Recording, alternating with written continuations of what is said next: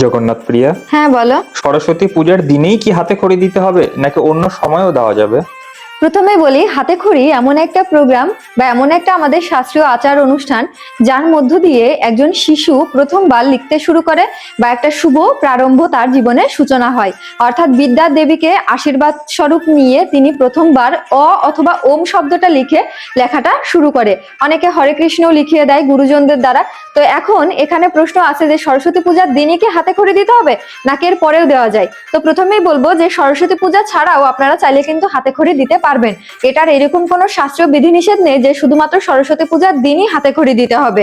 তো আপনারা চাইলে অন্যান্য দিনও একটা সুন্দর দিন দেখে আপনারা গুরুজন, পিতামাতা বা আপনি যারা চান যে এই ব্যক্তি আমার সন্তানের হাতেখড়ি অনুষ্ঠানটা সূচনা করুক, অর্থাৎ প্রথম লেখাটা তারা হাত ধরে আমার সন্তান করবে, তো সেই ব্যক্তিকে দিয়ে আপনি চাইলে আপনার সন্তানের হাতেখড়ির অনুষ্ঠানটা করতে পারেন।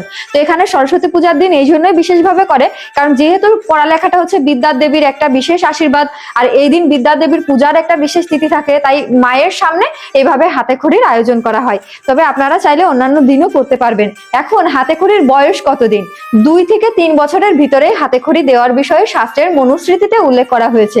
অর্থাৎ এই বিদ্যা দেবীর বা বিদ্যা অর্জনের যে শুভ প্রারম্ভ, সেটার সূচনা 2 থেকে 3 বছরের ভিতরে মস্তিষ্ক হয়ে থাকে। বা দেখবেন সেই সময়টাতে বাচ্চারা বিভিন্ন প্রকার লেখালেখি, আঁকাআঁকি এগুলো করতে পছন্দ করে। তো এখন অনেকে আবার ভয় পান যে তাহলে কি হাতেখড়ির আগে কি বাচ্চাকে পড়ালেখা শেখানো যাবে না?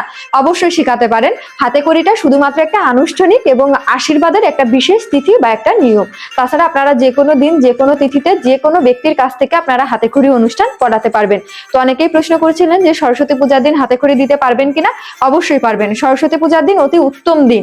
এই দিনই আমরা ছোটবেলায় হাতেখড়ি নিয়েছি, এমনকি আমার ভাইয়ের বা আমাদের পরিবারের আশেপাশের আমি দেখেছি সকলের বিশেষ করে সরস্বতী পূজার দিনই হয়ে থাকে। এছাড়া অনেকে গুরু মহারাজদের কাছ থেকে বা প্রভুদের দ্বারা বা অনেক বড় বড় ব্যক্তির দ্বারা হাতেখড়ি দিয়ে থাকেন। এটা সম্পূর্ণ আপনার ব্যক্তিগত বিষয়। ঠিক আছে, তো ভিডিওটা শেয়ার করে অবশ্যই এই বিষয়টা সকলকে অবগত করবেন। হরে কৃষ্ণ।